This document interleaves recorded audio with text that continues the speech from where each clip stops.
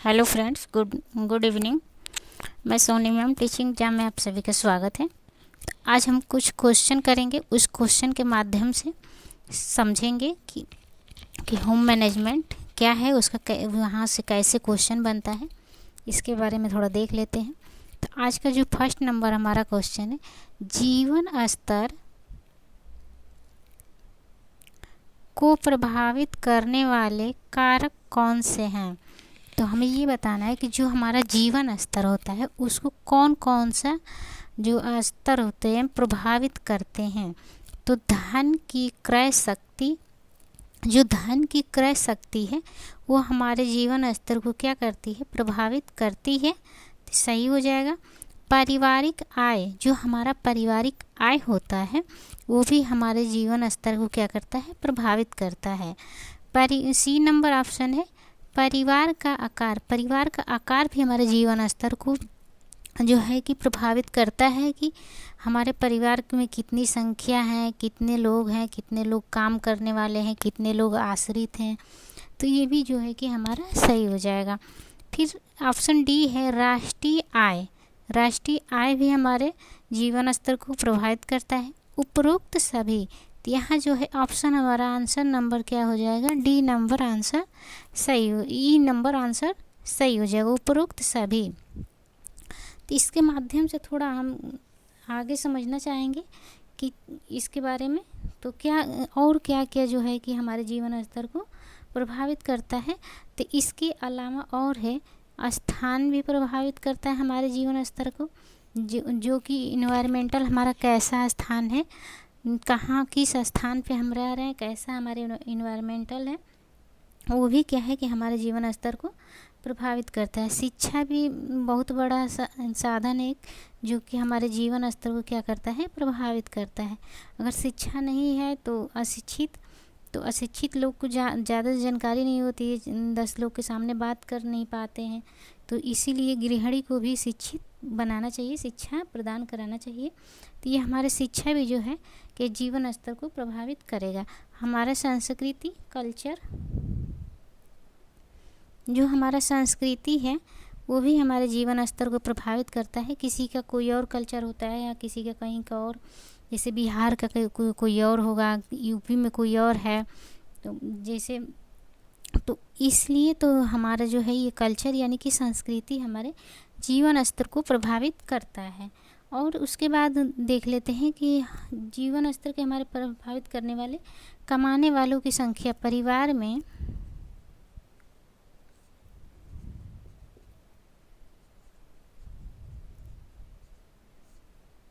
में कमाने वालों की संख्या क्या करता है, हमारे जीवन स्तर को प्रभावित करता है कि कितने लोग, जैसे मान लीजिए कि कमाने वाले लोग हैं तो उनका जीवन स्तर कुछ और होगा, जो कमाने वाले नहीं हैं उनका जीवन स्तर। तो पारिवारिक आय जो था हमारा जीवन स्तर में आया था। परिवार का आकार जो है कि बड़ा है छोटा है, कितने फैमिली है उसमें, उसके अनुसार भी हमारा जीवन स्तर क्या होता है, प्रभावित होता है। कमाने वालों की संख्या, परिवार में आश्रित रहने वालों की संख्या भी यहाँ हो जाएगा।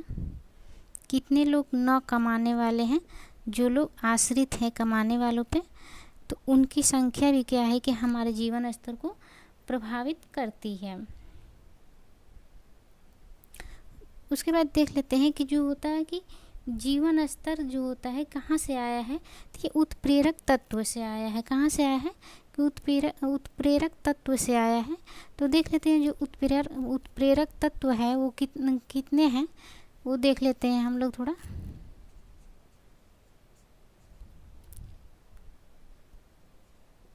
उत्प्रेरक तत्व क्वेश्चन के माध्यम से समझेंगे, थोड़ा अच्छा समझेंगे। उत्प्रेरक तत्व जो होते हैं 3 होते हैं। फर्स्ट नंबर जो बीच में होता है वो क्या होता है, मूल्य होता है। उसके बाद जो होता है कि लक्ष्य होता है, और जो है स्तर होता है, स्टैंडर्ड बोलते हैं जिसे। तो जो होता है कि उत्प्रेरक तत्व कितना होता है, 3 होता है। तो मूल्य है वो हमारे जीवन स्तर को क्या करता है, निर्धारित करता है। उत्प्रेरक तत्व से ही जीवन स्तर निकला हुआ है। तो उत्प्रेरक तत्व के जो हम लक्ष्य को देखेंगे तो लक्ष्य वो होता है कि जहाँ तक गोल बिंदु, जैसे मान लीजिए कि यहाँ हमें पहुँचना है तो ये हमारा लक्ष्य है। तो किस तरह से यह जो स्तर है, स्तर क्या होता है, तुलना करना, तुलना से होता है स्तर, किस तरह से तुलना किया जाता है एक दूसरे में। तो लक्ष्य जो है कि जो हमारे पास सीमित साधन है, दिख रहा होगा,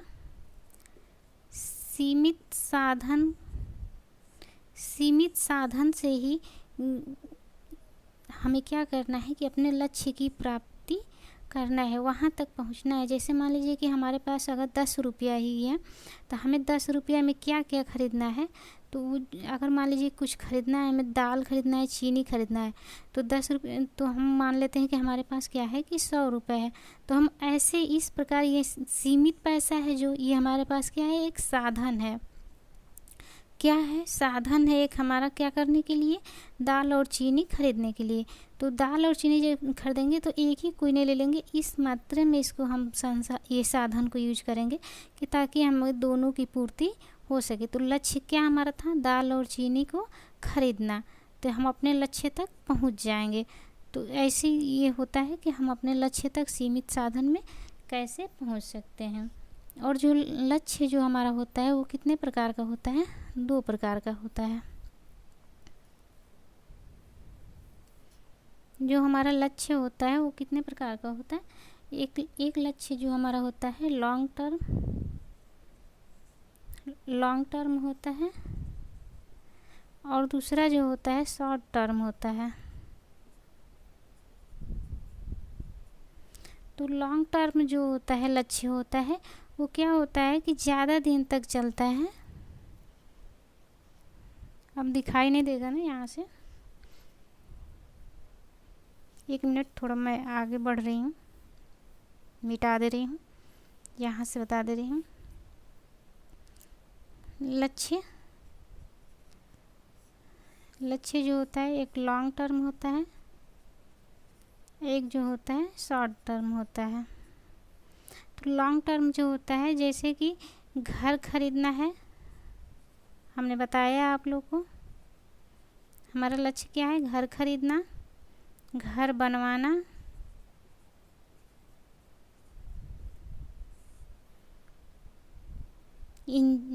अपने बच्चे को क्या करना, डॉक्टर बनवाना। मैंने एग्जाम्पल दिया था, डॉक्टर बनाना बच्चे को।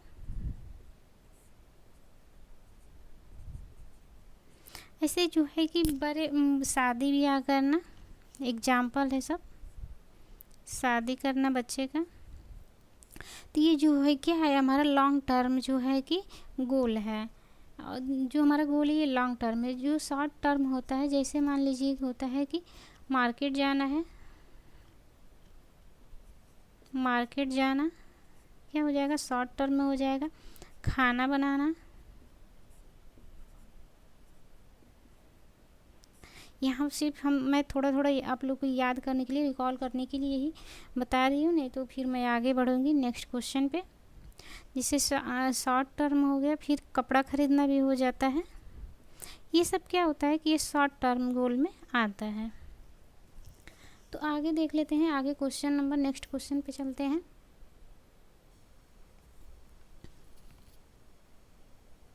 नेक्स्ट क्वेश्चन देख लेते हैं, नेक्स्ट क्वेश्चन नंबर 2, निम्नलिखित में से कौन सा मानव संसाधन का प्रकार नहीं है। इतना ध्यान देंगे कि नहीं पूछा गया, और मानव संसाधन, मानव और अमानवीय, मानवीय और अमानवीय हम लोग पढ़े हैं। तो मानव संसाधन जो कि मानव के अंदर क्या है, निहित हो, मानव के अंदर निहित हो, वो क्या होता है, मानवीय संसाधन होता है। तो कौशल हमारे अंदर क्या है, निहित होती है। मनोवृत्ति और अभिवृत्ति क्या होती है, जो कि मानव के अंदर निहित होती है। धन क्या है, यह अमानवीय संसाधन होता है। तो हमारा आंसर नंबर जो होगा सी नंबर सही हो जाएगा। एक से अधिक नहीं होगा और सभी होगा ही नहीं, क्योंकि यहाँ कौशल और मनोवृत्ति अभिवृत्ति दिया है। ये जो है 2 की मानवीय कौशल है। तो देख लेते हैं मानव संसाधन जो होता है वो कितने प्रकार का होता है? जो संसाधन होता है, सॉरी, मानव संसाधन नहीं, संसाधन सिर्फ।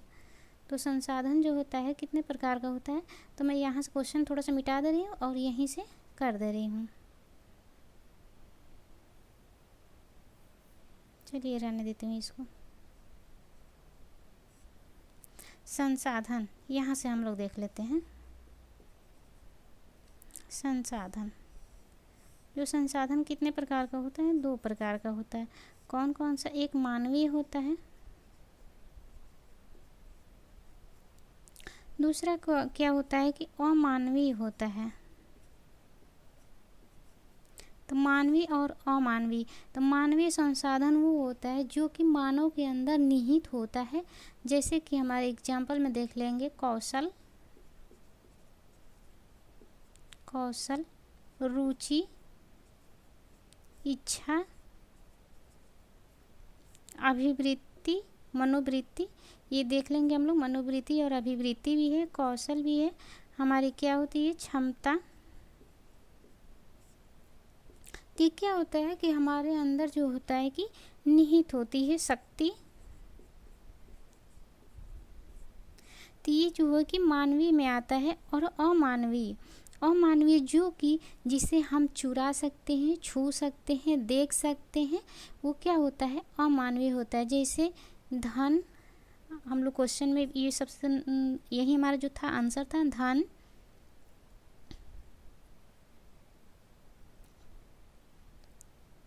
अमानवीय संसाधन हमें बताना है।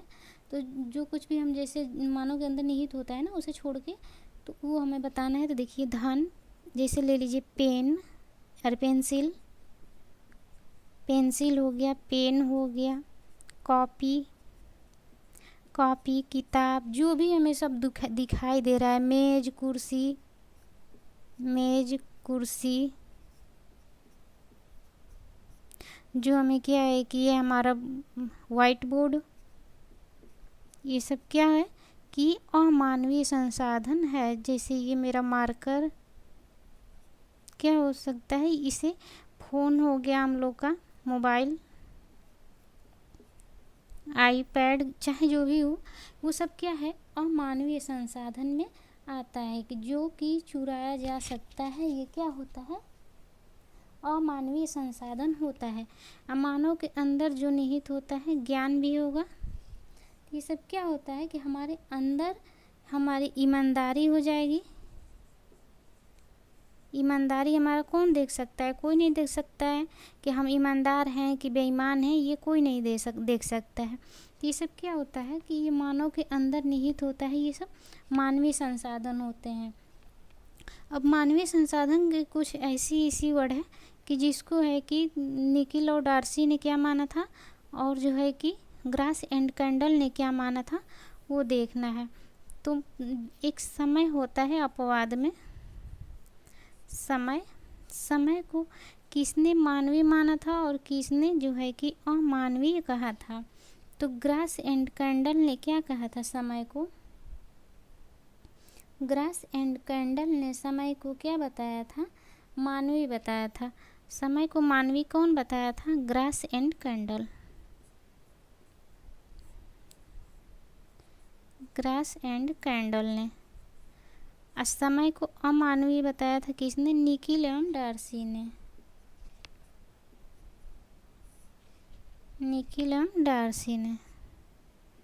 तो ये ध्यान देंगे क्योंकि ये अपवाद में आता है, पूछा भी जाता है कि समय को मानवीय संसाधन किसने बताया है। तो ये यहाँ से आंसर बनता है मानवीय संसाधन जो बताया है किसने बताया है? ग्रास एंड कैंडल ने। और मानवीय कौन बताया है? निकिल एवं डार्सी ने जो बताया है वो समय को क्या? अमानवीय बताया है। तो कुछ और देख लेते हैं, थोड़ा हम लोग संसाधन की कुछ देख लेते हैं, क्या है कि विशेषताएं देख लेते हैं। अब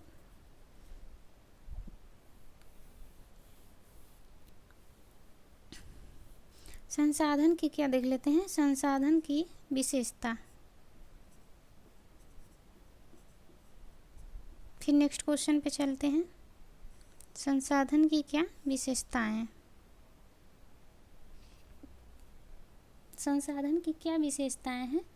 तो इस संसाधन की विशेषताएं जो है ये क्या है, सीमित है। संसाधन की विशेषताएं क्या है, सीमित है। मैं शॉर्ट में लिख रही हूँ क्योंकि आप लोग शॉर्ट में लिख लीजिएगा, नोट्स आप लोग बनाए भी होंगे। संसाधन की विशेषताएं जो होती है क्या होती है, सीमित होती है। और ये जो चाहे ये मात्रात्मक हो, मात्रात्मक हो या गुणात्मक हो, दोनों रूप में ये क्या होता है, गुणात्मक, दोनों रूप में ये क्या होता है, सीमित होता है। क्या, संसाधन। और संसाधन क्या होता है, विकसित होता है आवश्यकताओं के, संसाधन क्या होता है, विकसित होता है, संसाधन विकसित होता है। संसाधन क्या होते हैं, उपयोगी होते हैं।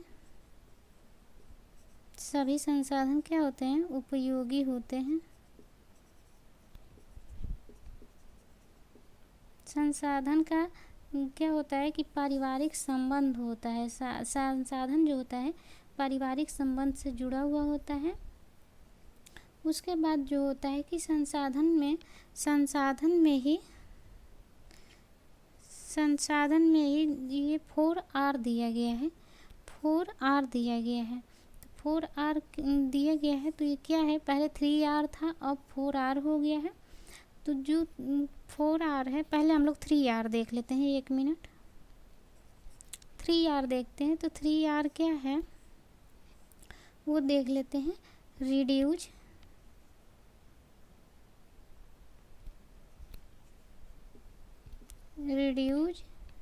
रिसाइकल,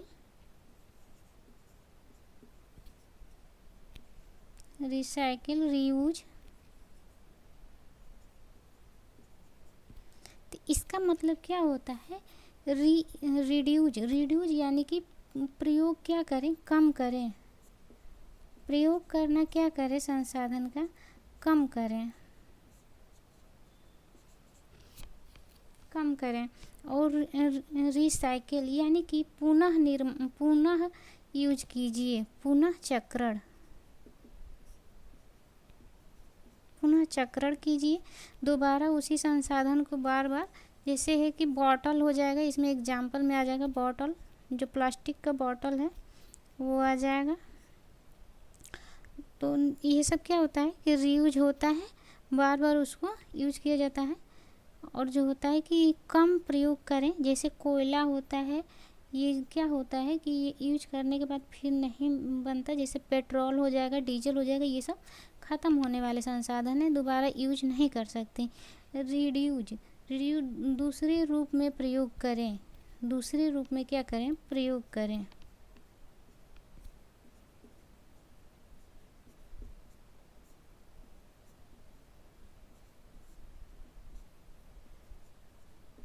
और जो है कि एक 4R जो आ गया है, तो 4R में तीन यही है, और जो है एक जुड़ गया है, क्या जुड़ गया है, रिफ्यूज। उपयोग करने से बचें,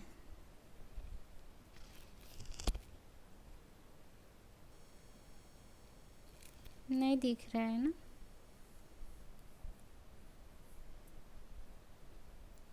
यहाँ मैं लिख दे रही हूँ, यहाँ दिखाई दे रहा है रिफ्यूज।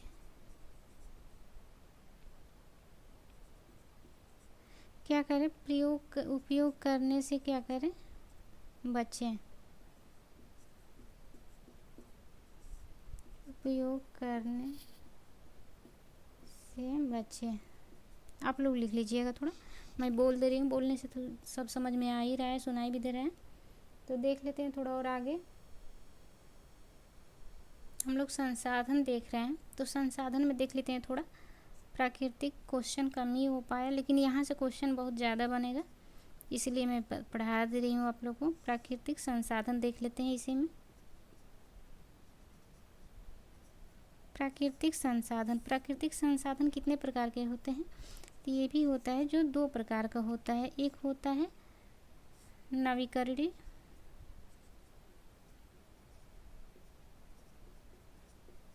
नवीकरणीय होता है, एक जो होता है क्या होता है, अनवीकरणीय।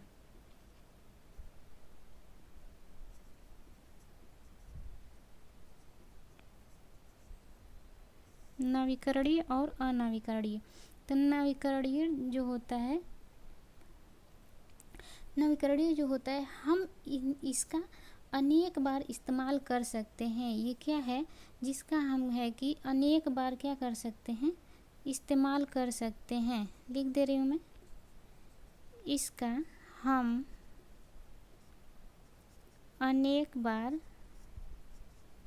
क्या कर सकते हैं, इस्तेमाल लिखिए, चाहे प्रयोग लिख लीजिए, प्रयोग कर सकते हैं। पहले नवीकरणीय देख लेते हैं पूरा, उसके बाद अनवीकरणीय देखेंगे। तो हम इसका जो है कि अनेक बार उपयोग कर सकते हैं। जैसे एग्जाम्पल देख लेते हैं। जैसे में क्या हो जाएगा, हवा हो जाएगा। हवा के क्या है, हम बार बार उपयोग करते हैं, क्योंकि ये हमें क्या कहाँ से मिल रही है, प्रकृति से मिल रही है, प्रकृति से मिल रही है। उसमें नवीकरणीय है, जिसका नवीन हो मतलब कि नया नया रूप हो सकता है, चाहे जो है कि बार बार उपयोग में लाया जा सकता है। हवा हो गया, जल हो गया, पानी, और जो हो गया सूर्य हो गया, ये सब आदि कर दे रहे हैं। ये सब क्या होते हैं कि बार बार अनेक बार उपयोग कर सकते हैं, किसी न किसी रूप में उपयोग किया जा सकता है। तो उसके बाद जो होता है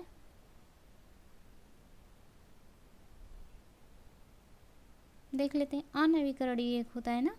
तो अनवीकरणीय इसको नॉन रिन्यूएबल कहते हैं, जिसका कि दोबारा यूज नहीं किया जा सके।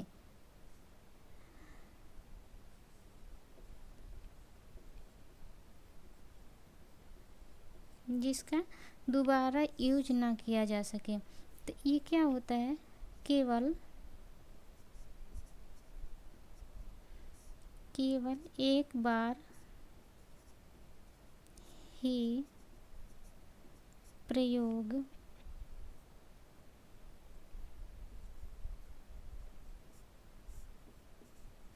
कर सकते हैं।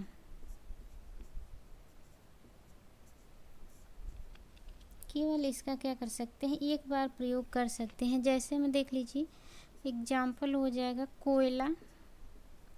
कोयला दोबारा जलने के बाद क्या होता है, जलने के बाद दोबारा हम उपयोग नहीं कर सकते हैं, राख बचता है।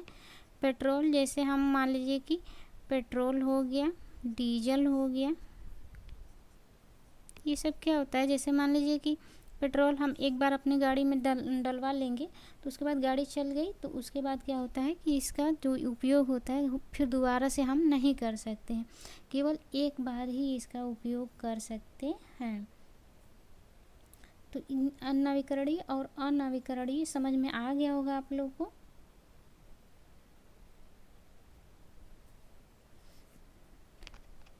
तो आप लोग को क्लास कैसी लगी ये ज़रूर बताइएगा।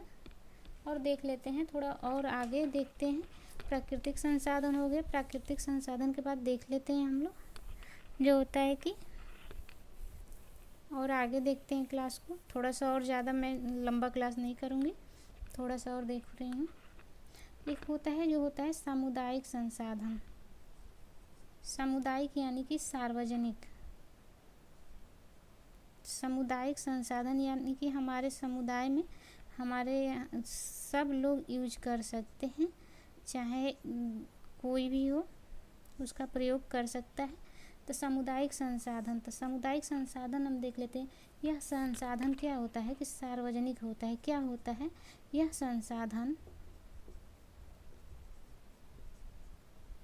संसाधन सार्वजनिक होता है। क्या होता है, सार्वजनिक होता है।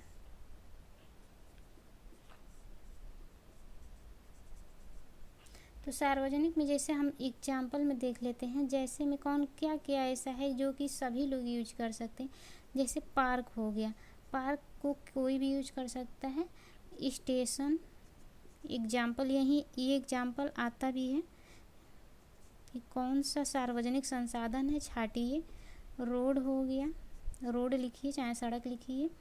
और अस्पताल हो जाएगा, अस्पताल हो जाएगा, अस्पताल लिखिए। हॉस्पिटल लिख लीजिए इसी को। पुस्तकालय, लाइब्रेरी,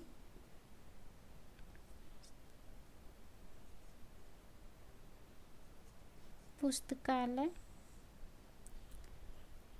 ये सब क्या है, जो है कि ये सब सार्वजनिक है।